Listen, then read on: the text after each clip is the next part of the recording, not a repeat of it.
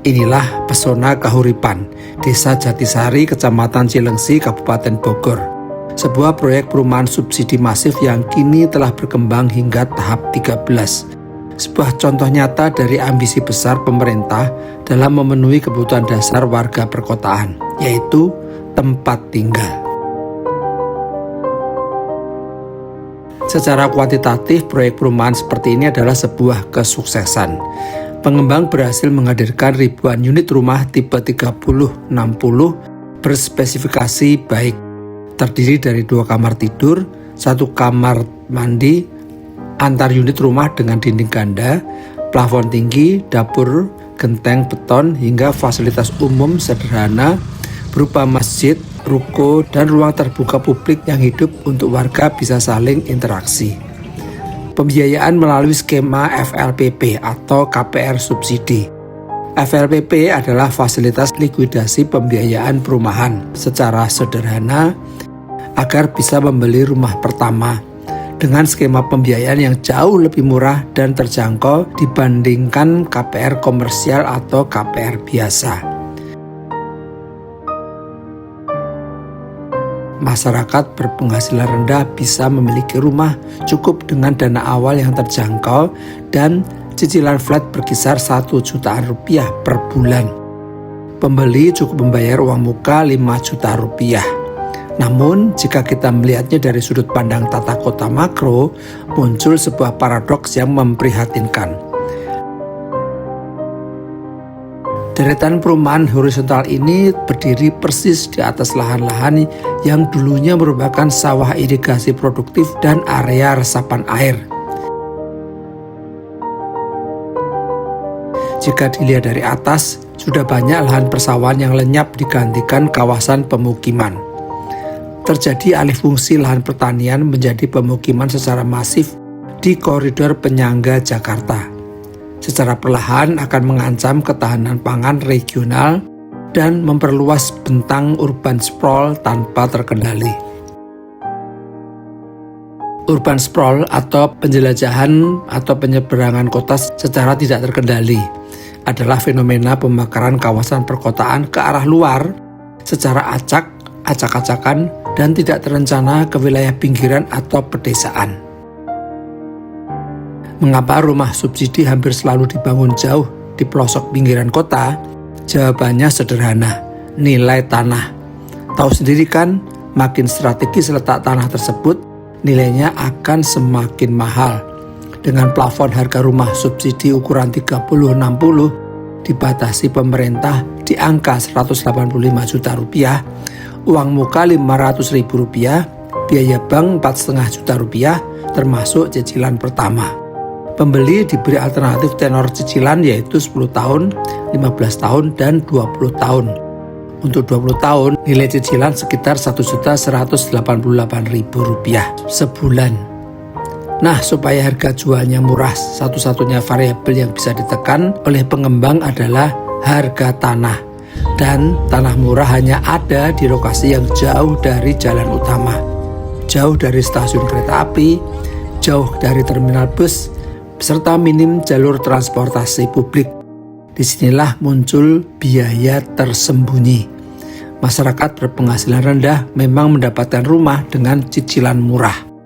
Namun, sebagai gantinya, mereka memindahkan beban finansial itu menjadi ongkos transportasi, berupa BBM, tol, serta kehilangan 3 jam waktu produktif setiap hari hanya di jalanan jika mereka bekerja di Jakarta. Belum lagi masalah utilitas dasar. Demi menekan biaya konstruksi, pengembang tidak menggunakan jaringan air bersih terpusat.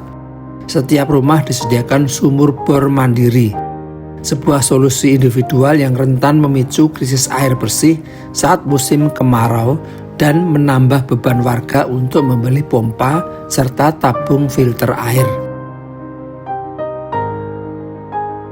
Nah, sekarang membahas soal aturan ketat rumah subsidi atau FLPP. 3 ketentuan utama yang wajib dipatuhi oleh pemilik KPR bersubsidi adalah 1.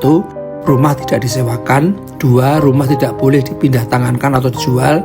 3. Rumah harus ditempati sendiri, tidak boleh dikosongkan. Apabila melanggar, subsidi perumahan akan dihentikan dan seluruh bantuan subsidi yang telah diterima wajib dikembalikan sesuai peraturan perundang-undangan.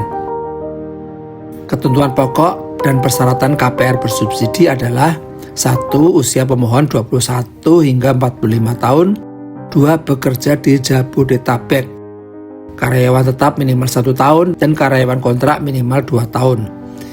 3. BI checking, bagus, bebas tunggakan macet. 4. Kelengkapan berkas berupa KTP, KK, NPWP, BPJS Kesehatan, surat keterangan kerja, slip gaji 3 bulan terakhir, rekening koran 3 bulan, serta surat keterangan belum memiliki rumah dari kelurahan. Melihat krisis lahan ini, pertanyaan logisnya adalah mengapa pemerintah tidak mewajibkan pembangunan rumah susun atau hunian vertikal terintegrasi seperti di Singapura atau China? Jawabannya ada pada kompleksitas struktural dan sosiologis. Pertama, budaya masyarakat Indonesia yang masih memiliki keterikatan kuat pada rumah memijak tanah. Kedua, skema pembiayaan rumah susun jauh lebih mahal di awal dan membutuhkan iuran pengelolaan lingkungan atau IPL atau service charge bulanan yang rutin untuk perawatan lift, pompa air terpusat, listrik umum, dan kebersihan. Ketika ekonomi warga sedang goyah, service charge menjadi hal yang pertama yang menunggak. Dan begitu iuran tersendat, fasilitas komunal lumpuh, gedung rusak, hingga akhirnya terabaikan, seperti yang bisa kita pelajari dari jejak sejarah di Rusunawa Marunda, Jakarta Utara. Di sisi lain, saat pemerintah daerah membangun rusun di lokasi strategis dalam kota, seperti di Jagakarsa, Jakarta Selatan, jumlah unit yang tersedia sangatlah terbatas. Ratusan ribu warga terpaksa berebut kuota yang hanya puluhan unit via aplikasi online, bagaikan membeli tiket konser. Lalu kemana perginya mereka yang tidak mendapatkan kuota rusun di pusat kota, tetapi juga tak sanggup menanggung biaya komuter jika harus tinggal di pinggiran Bogor atau Bekasi? Rantai krisis ini berujung pada kompromi spasial yang destruktif. Tumbuh suburnya permukiman kumuh dan bangunan liar di pusat kota.